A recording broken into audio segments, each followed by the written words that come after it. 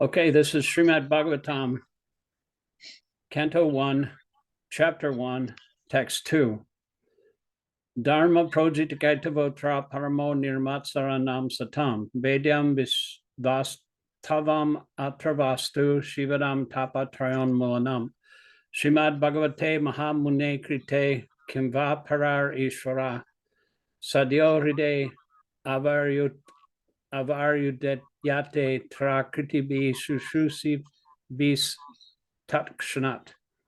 Synonyms: dharma, religiosity; projita, completely rejected; kaitava, covered by fruit of intention; atra, herein; parama, the highest; nirmatsaranam, of the 100% pure in heart; satam, devotees; vedyam, understandable; vastavam, factual; atra, herein; vastu, substance; shivanam, well-being; tapatraya, threefold miseries; unmulanam, causing uprooting of; Shrimat, beautiful; Bhagavate, of Bhagavat, the Bhagavat Purana; Mahamuni, the great sage Vyasadeva; Krite, having compiled; Kim, what is; Va, the need; Parai, others; Ishvara, the Supreme Lord; Sadhya, at once; Hriddhi, within the heart; Avarudyate, becomes compact; Atra, herein; Kritivi, by the pious men; Shushushubi, by culture; Takshanat,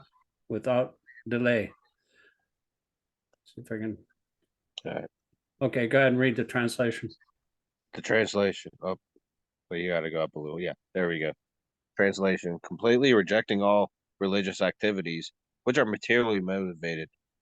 The Bhagavata Purana propounds the highest truth, which is understandable by all these devotees who are fully pure in heart.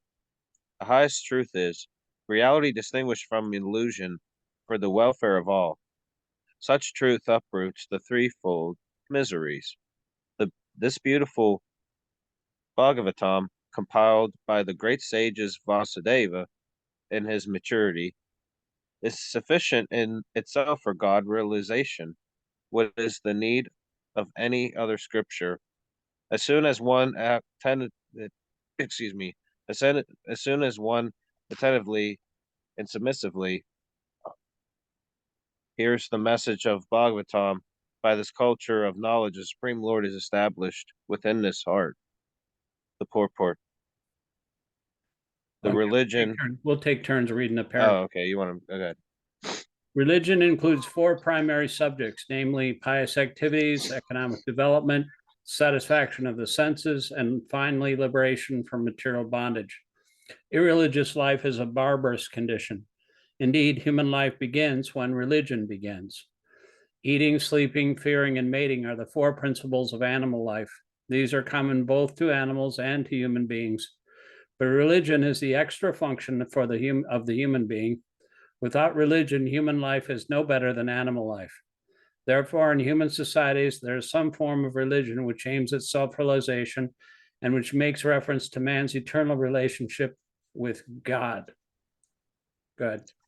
In the lower stages of human civilization, there is always competition to lord it over the material nature, or, in other words, there is a continuous rivalry to satisfy the senses.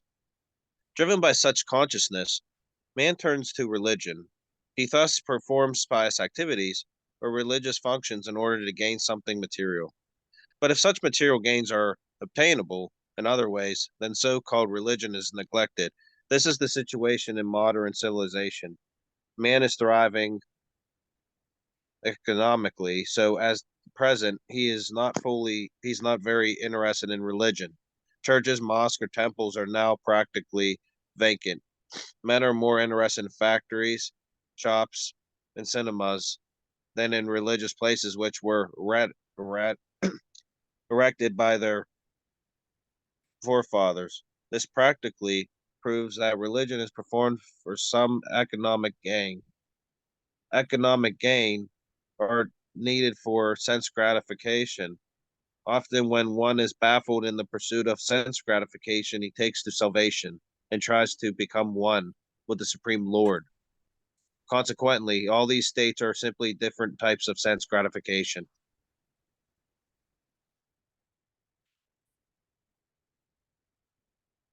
In the Vedas, the above-mentioned 4 activities are prescribed in the regulative way, so they will not be any undue competition for sense gratification. But Śrīmad-Bhāgavatam is transcendental to all these sense gratificatory activities. It is purely transcendental literature, which can be understood only by the pure devotees of the Lord, who are transcendental to competitive sense gratification. In the material world, there is keen competition between animal and animal, man and man, community and community, nation and nation. But the devotees of the Lord rise above such competitions. They do not compete with the materialists because they are on the path back to Godhead, where life is eternal and blissful. Such transcendentalists are non-envious and pure in heart. In the material world, everyone is envious of everyone else, and therefore there is competition. But the transcendental devotees of the Lord are not only free from material envy, but are well-wishers to everyone, and they strive to establish competitionless society with God in the center. The contemporary socialists' conception of a competitionless society is artificial because in the socialist state, there is competition for the post of dictator. From the point of view of the Vedas, or from the point of view of common human activities, sense gratification is the basis of material life. There are 3 paths mentioned in the Vedas. One involves fruitive activities to gain promotion to better planets. Another involves worshiping different demigods for promotion to the planets of the demigods. And another involves realizing the absolute truth in his impersonal feature and becoming one with him. Good. The impersonal aspects of the absolute truth is not the highest. Above the impersonal feature is the Paramatma feature, and above this is the personal feature of the absolute truth, or Bhagavan. Śrīmad-Bhāgavatam gives information about the absolute truth and his personal feature. It is higher than impersonalist literatures and higher than the Jnana Kanda, Upasana. the Jnana Kanda division of the Vedas. If it is even higher than the Karma Kanda division, and even higher than the I don't know that one division, because it recommends the worship of the Supreme Personality of Godhead, Lord Shri Krishna. In the Karma Kanda, there is competition to reach heavenly planets for better sense gratification, and there is similar competition in the Jnana Kanda and the Upasana. What is it again? Upasana Kanda. Upasana. Okay, Upasana Kanda. The Śrīmad-Bhāgavatam is superior to all of these because it aims at the supreme truth, which is the substance or the root of all categories. From Śrīmad-Bhāgavatam, one can come to know the substance as well as the categories. The substance is the absolute truth, the Supreme Lord, and all emanations are relative forms of energy. Nothing is apart from the substance, but at the same time, the energies are different from the substance. This conception is not contradictory. Śrīmad-Bhāgavatam explicitly promulgates this simultaneously one and different philosophy of the Vedanta Sutra, which begins with the Janmadhyasya Sutra. Go ahead.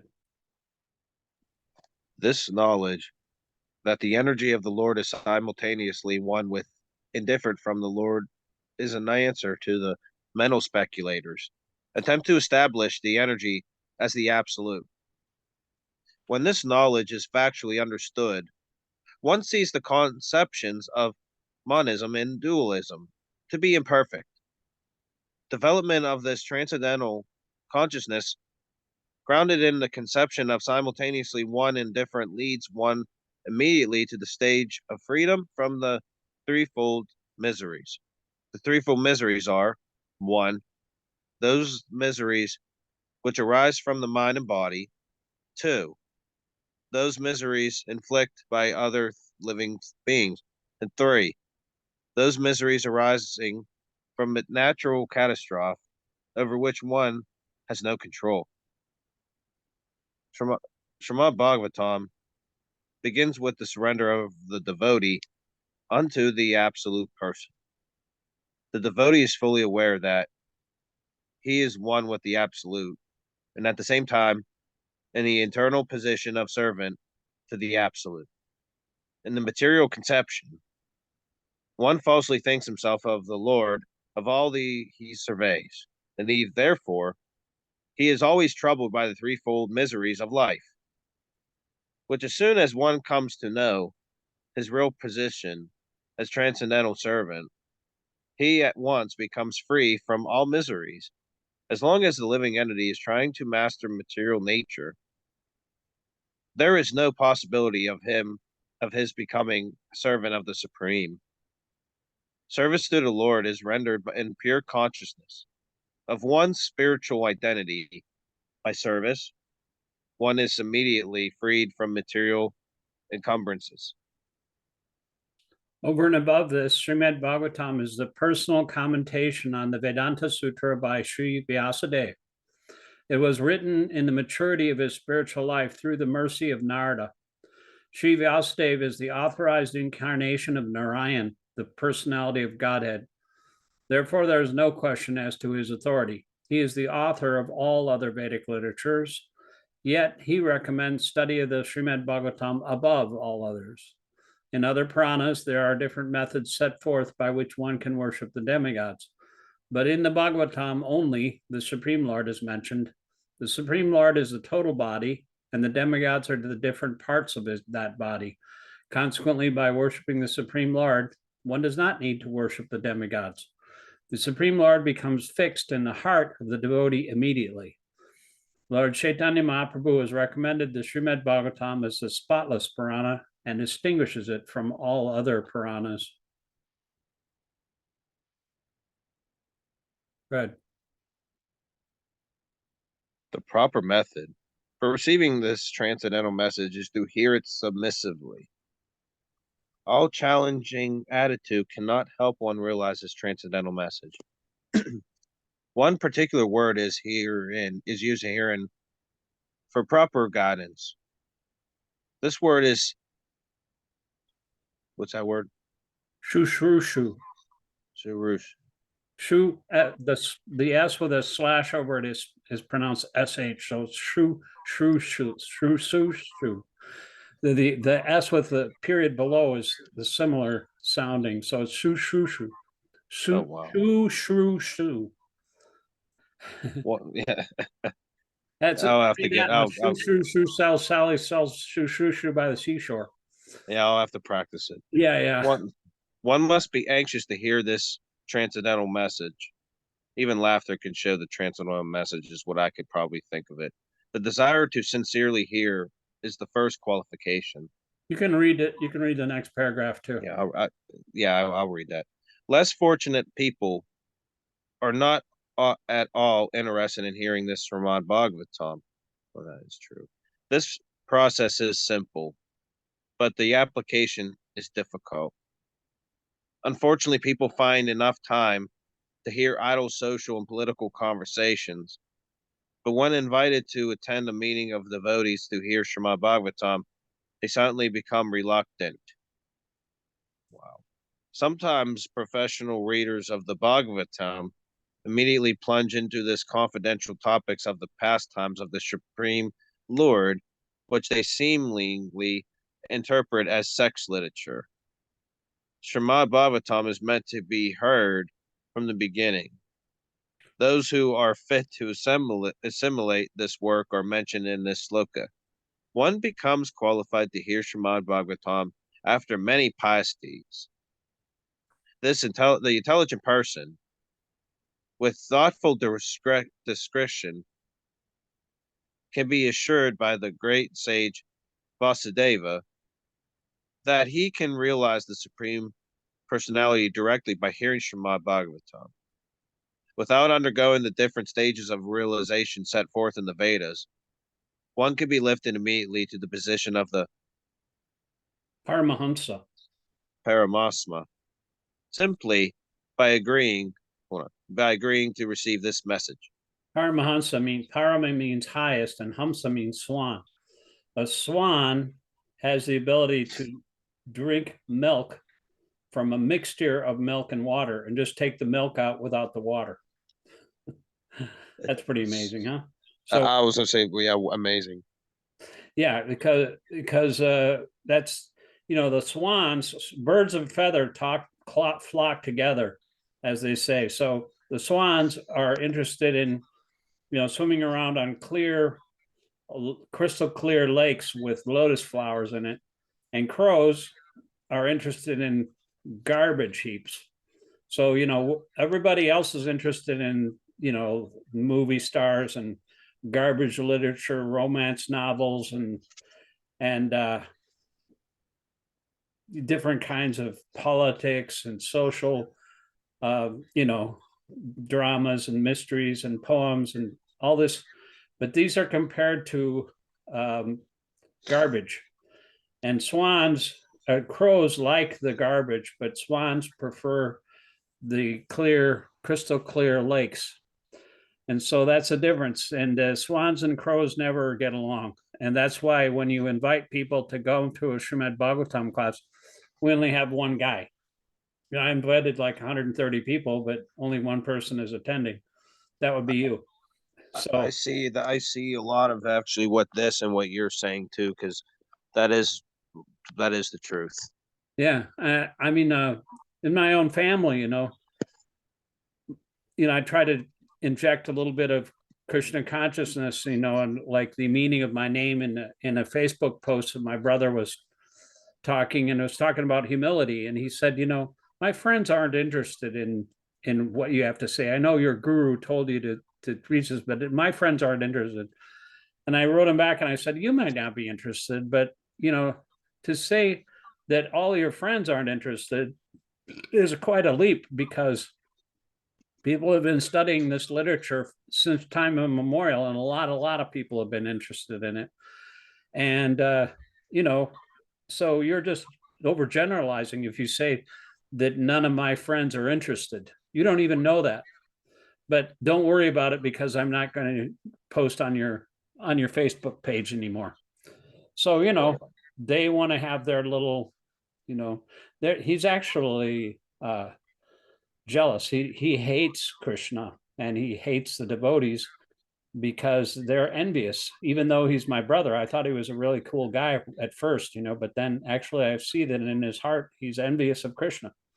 And they'll get really angry for no reason at all if you try to even talk to them. So, it's compared to like feeding milk and bananas to a snake. If you feed milk and bananas to a snake, the snake will just get more venomous. So you don't want to do that. You don't want to preach to the non-devotees, because that just increases their offensiveness.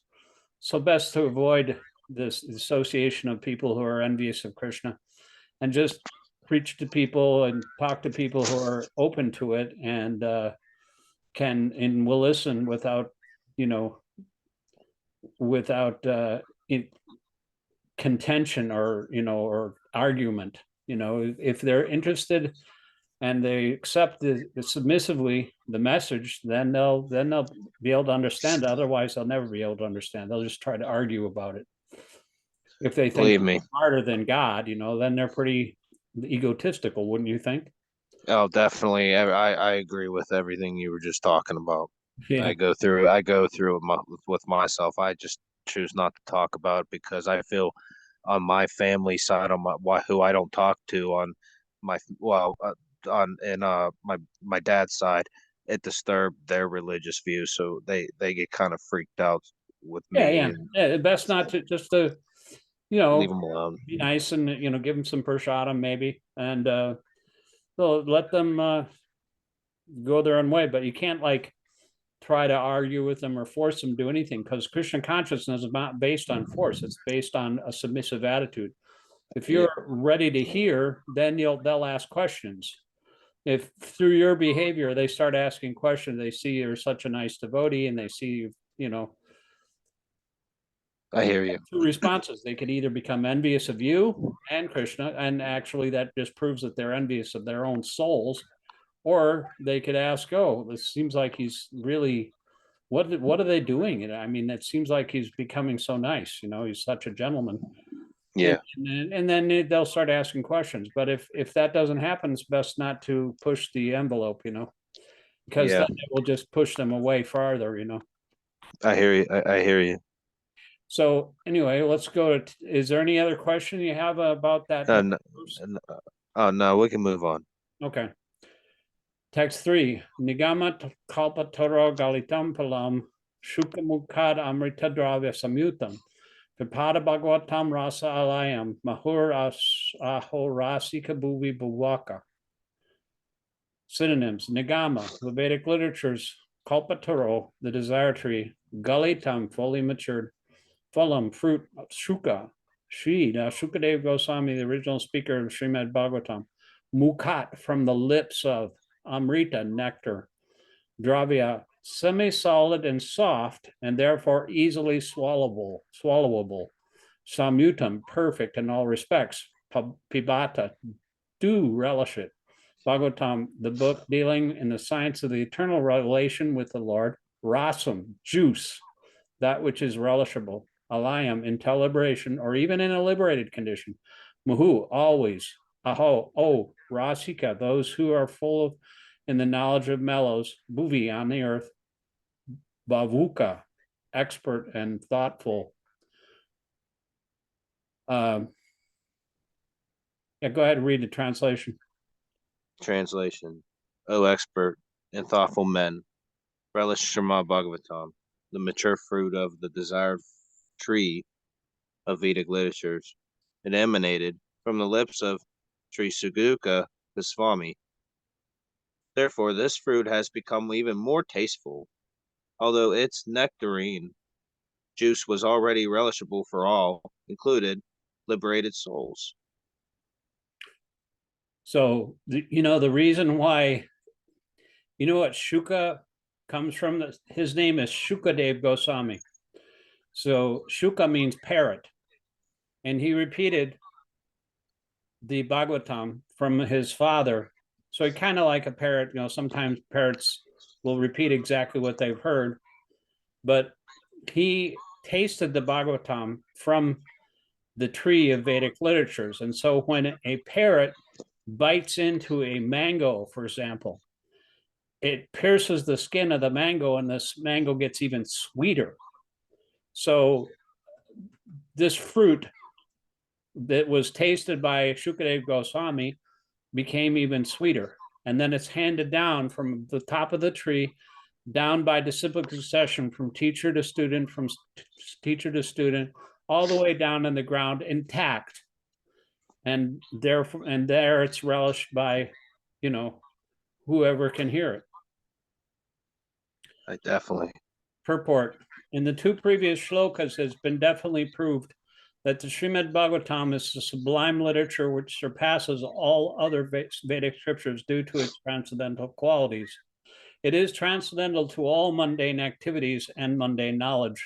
In this shloka, it is stated that Śrīmad-Bhāgavatam is not only a superior literature, but it is the ripened fruit of all Vedic literatures. In other words, it is the cream of all Vedic knowledge. Considering all this, patient and submissive hearing is definitely essential. With great respect and attention, one should receive the message and lessons imparted by the Śrīmad-Bhāgavatam.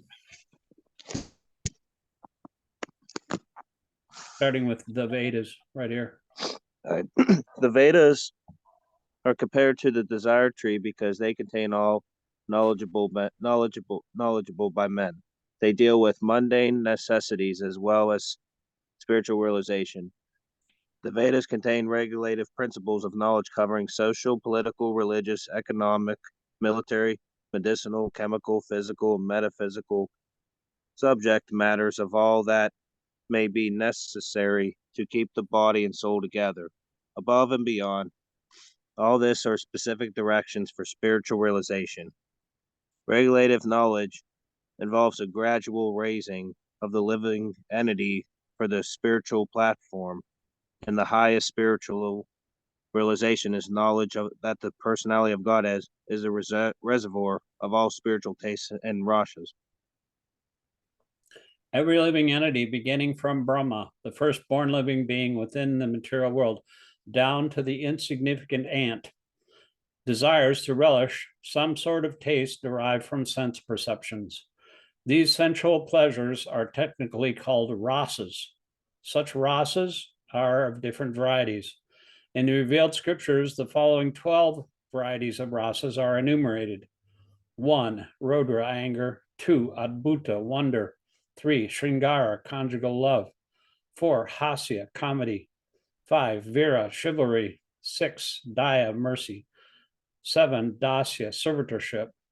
8. Shakya, fraternity. 9. Bhayanaka, horror. 10. Bibhatsa, shock. 11. Shanta, neutrality. 12. Vatsalya, parenthood.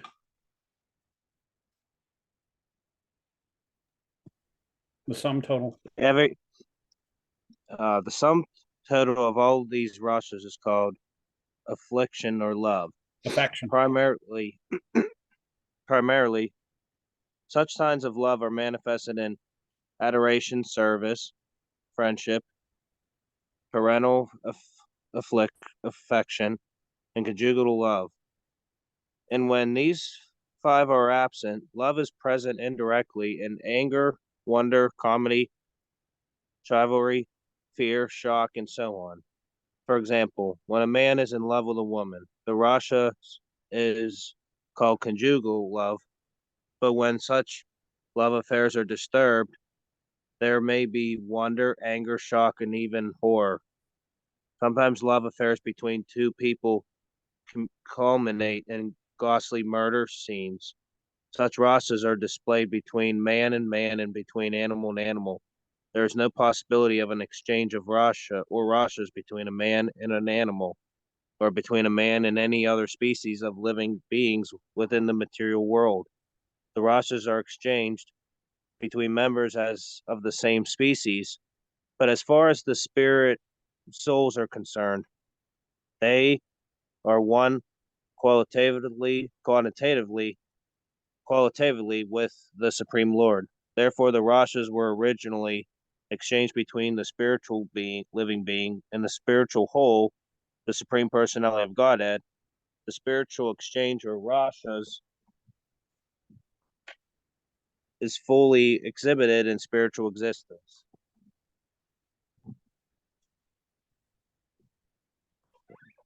Can you go down a minute, or you have to go down? What's that? You have to go down. Oh. It's all, yeah. Spiritual existence between the living beings and the Supreme Lord. Yeah, there. Yeah, that's the part it got cut off on my part. Oh, yeah, okay. Between living beings and the Supreme Lord. There you go. Yeah, I had to go down. Okay. We'll just take turns, one reading one after the other here, one paragraph at a time. I'll read the next one. You read the next one, even though they're short. The Supreme Personality of Godhead is therefore described in the Shruti mantras, Vedic hymns, as, quote, the fountainhead of all rasas. When one associates with the Supreme Lord and exchanges one's constitutional rasa with the Lord, then the living being is actually happy.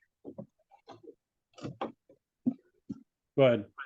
All right. Therefore, one who attains the full knowledge of these. You got to go these Shruti mantras.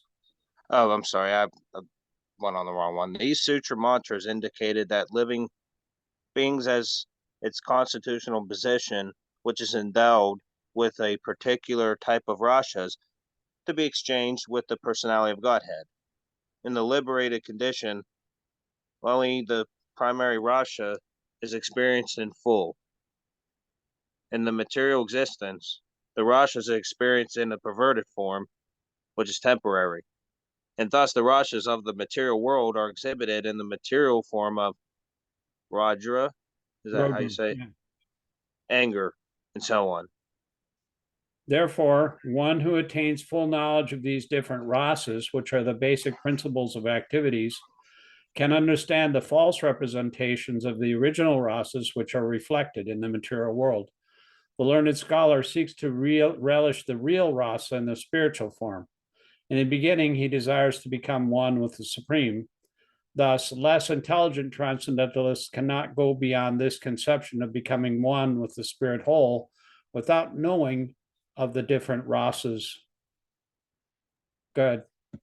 In this sloka, it is definitely stated the spiritual rasas, which is relished even in the liberated stage, can be experienced in the literature of the Śrīmad-Bhāgavatam due to being the ripened fruit of all Vedic knowledge. By submissively hearing the transcendental literature, one can attain the full pleasures of the heart's desire. One must be very careful to hear the message from the right source. Śrīmad-Bhāgavatam is exactly received from the right source. It is brought by Narada Muni from the spiritual world and given to his disciple Sri Vasudeva.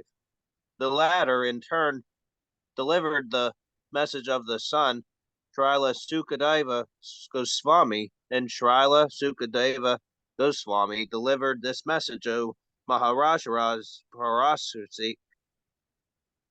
Just 7 days before the king's death, Srila Sukadeva Goswami was a liberated soul from this very birth. He was liberated even in the womb of his mother, and he did not undergo any sort of spiritual training after his birth. At birth, no one is qualified, neither in the mundane nor in the spiritual sense. But Sri Sukadeva Goswami, due to his being a perfectly liberated soul, did not have to undergo an evolutionary process for spiritual realization. Yet, despite his being a completely liberated person, situated in the transcendental position above the three material modes, he was attracted to the transcendental rasas of the Supreme Personality of Godhead, who is adored by liberated souls who sing Vedic hymns. The Supreme Lord's pastimes are more attractive to liberated souls than to mundane people. You have to go down a little. He is not necessity. There we go. Not impersonal, because it is only possible to carry on transcendental rasas within a person.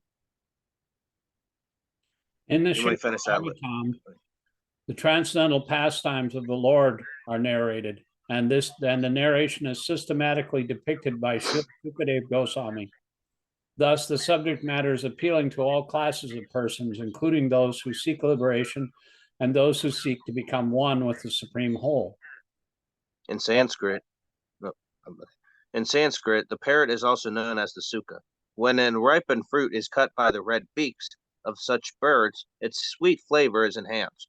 The Vedic fruit, which is mature and ripe in knowledge, is spoken through the lips of Srila Sukadeva Goswami, who is compared to the parrot, not for his ability to recite the Bhagavatam exactly as he heard it from his learned father, but for his ability to present the work in a manner that would appeal to all classes of men. The subject matter is so presented through the lips of Srila Sukadeva Goswami that any sincere listener that hears submissively can at once relish transcendental tastes, which are distinct from the perverted tastes of the material world. The ripened fruit is not dropped all of a sudden from the highest planet of Krishna Loka. Rather, it has come down carefully through the chain of disciplic succession without change or disturbance. Foolish people who are not in the transcendental disciplic succession commit great blunders in trying to understand the highest transcendental rasa, known as the rasa dance, without following in the footsteps of Sukadeva Goswami, who presents this fruit very carefully by stages of transcendental realization. One should be intelligent enough to know the position of Śrīmad-Bhāgavatam by considering personalities like Sukadeva Goswami, who deals with the subject so carefully. This process of disciplic succession from the Bhagavat school suggests that in the future also, Śrīmad-Bhāgavatam has to be understood from a person who is factually representative of Sukadeva Goswami. A professional man who makes a business out of reciting Bhagavatam illegally is certainly not a representative of Sukadeva Goswami. Such a man's business is only to earn his livelihood. Therefore, one should refrain from hearing the lectures of such professional men. Such men usually go to the most confidential part of the literature without undergoing the gradual process of understanding this grave subject. They usually plunge into the subject matter of the rasa dance, which is misunderstood by the foolish class of men. Some of them take this to be immoral, while others try to cover it up by their own stupid interpretations. They have no desire to follow in the footsteps of Sri Shukadeva Goswami. Okay, Wow. Yeah, this is the last one. That's tough. That was a tough one. One should conclude, therefore, that the serious student of the Rasha should receive the message of the Bhagavatam in the chain of disciplic succession from Srila Sukadeva Goswami, who described the Bhagavatam from its very beginning and not whimsically to satisfy the mundaner, who has very little knowledge in transcendental science. Śrīmad-Bhāgavatam is so carefully presented that a sincere and serious person can at once enjoy the ripened fruit of Vedic knowledge simply by drinking the nectarine juice through the mouth of Sukadeva Goswami, or his bona fide representative. We're out of time here, so that's perfect. We just finished that verse 3. So Yeah. Thank you very much for joining me. Hope to see you again. At least one guy. We need at least one guy. Wow. Otherwise, it's not going to happen. Well, I'm not going to read by myself. I read by myself all day anyway. are you going to go kirtan tomorrow? Oh, by the way, there's a festival occurring on the 7th of June, a big festival in New Vrindavan. I want you to come.